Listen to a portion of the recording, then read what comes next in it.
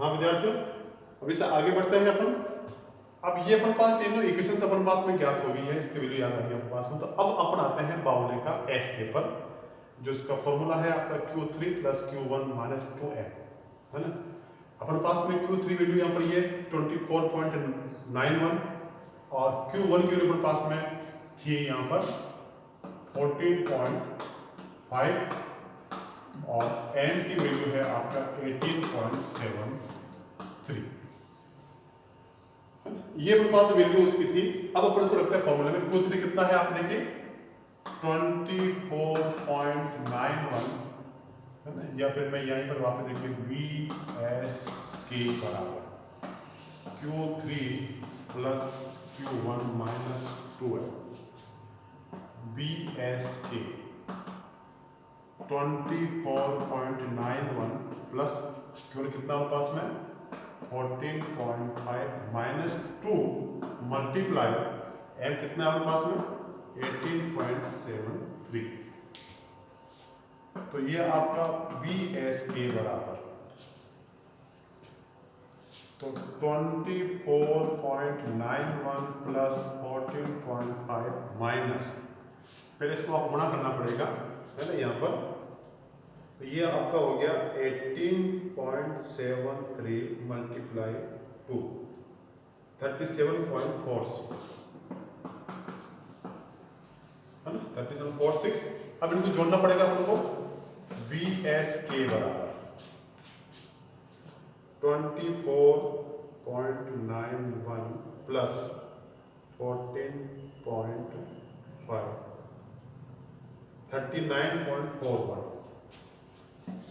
39.41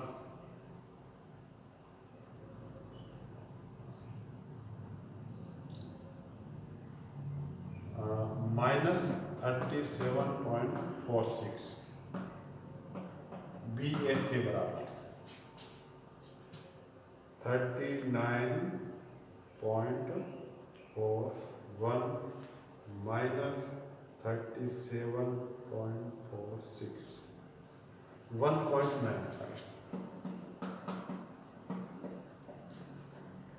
विद्यार्थियों ये जो आपका आ रहा है 1.95, ये आपका BS के, ये आपका आ गया क्या, इसका देखिए बाउले का विषमता माप आया पास में यहाँ पर, है ना। विषमता माप किसका है, ये बाउले का है। Q3 + Q1 - 2m क्या था अपन निकाला, इसको वैल्यू अपन यहाँ पर रख दी इसकी, और वैल्यू लिखने के बाद में पास में BS का आ गया 1.95, है ना। ये BS के 1.95।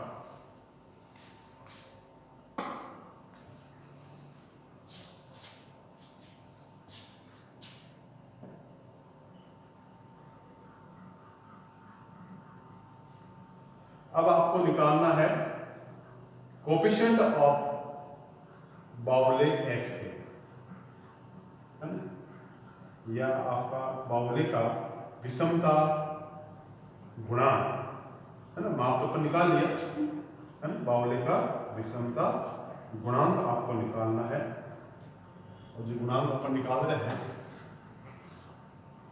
है ना, ये जो गुणांक है, अब ये जो गुणांक है आप देखिए CJB बराबर Q3 + Q1 - 2m Q3 - Q1 CJB बराबर Q3 कितना है आपका 24.91 माइनस 14 प्लस